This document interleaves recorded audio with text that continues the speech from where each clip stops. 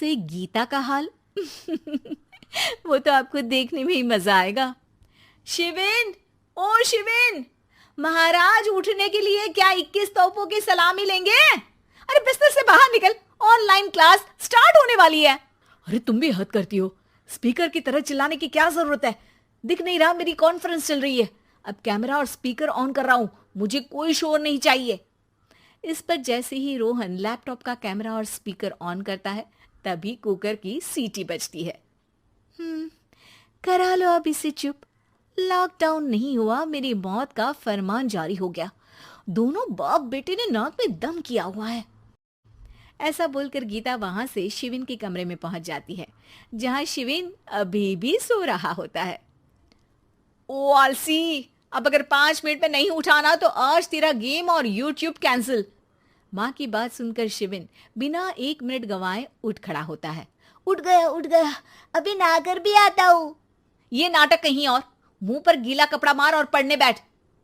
शिविन की online class start हो जाती है, जिस पर गीता उसे वहां बिठाकर रसोई में चली जाती है। थोड़ी देर में उसे कमरे से कुछ आवाज सुनाई देती है, जिसे सुनकर वो कमरे में वापस आती है। हाय राम, तुझे क्लास अटेंड करने के लिए बोला था, कैमरा ऑफ करके बिस्तर पर नाचने के लिए नहीं बोला था। मम्मी मुझे कुछ समझ नहीं आ रहा, आप बाद में पढ़ा देना ना, वैसे भी अटेंडेंस तो लगी गई है। हाँ बेटा, जरूर बन जा, तू अभी से हम सबका बाप बन जा। अरे नहीं मतलब कहाँ से लाते हो इतना दिमाग, और पढ़ाई करते हुए ये चला कहाँ जाता है? नाइस क्वेश्चन, दिमाग से पूछकर बता दूंगा। शिविन की बातों से परेशान होकर गीता उसे मारने के लिए जैसे ही आगे बढ़ती है तभी वो कमरे से बाहर भाग जाता है। अब शिविन आगे और गीता हाथ में चप्पल पकड़े उसके पीछे पीछे पूरे घर में दोनों घूम रहे होते हैं। इसी बीच वो रोहन के पास पहुंच जाता है और शिविन को मारने वाली चप्पल रोहन के लैपटॉप पर जाकर गिरती है। ओए माँ! मम्मी, अब पापा को चप्पल मार रही हो? वो आज तक के रिपोर्टर, चुपचाप जाकर क्लास अटेंड कर ले, नहीं तो अगली तेरे पीछे लगेगी।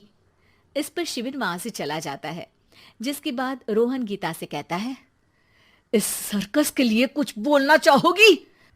अरे क्या करूं, जब से तुम दोनों घर में रहने लगे हो, घर अपने आप ही सर्कस बन गया है और मैं तुम्हारी नौकर। कभी बेटी को संभालो तो कभी बाप के नखरे उठाओ।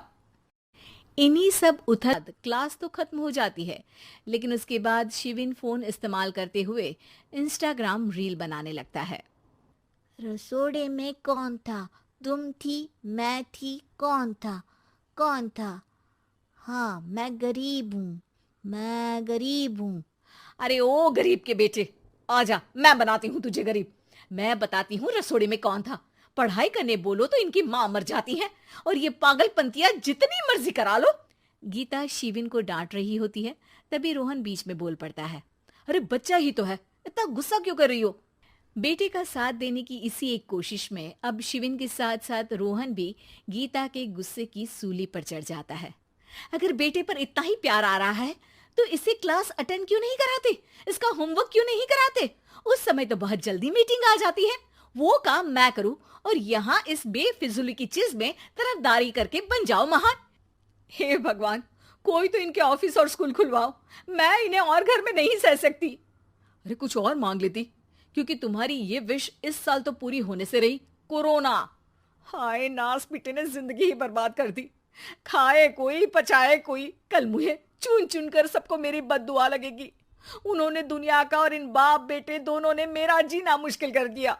गीता वहां से चली जाती है, जिसके बाद रोहन शिविन से कहता है, अरे तुम्हारी मम्मी इतनी भड़की हुई क्यों है?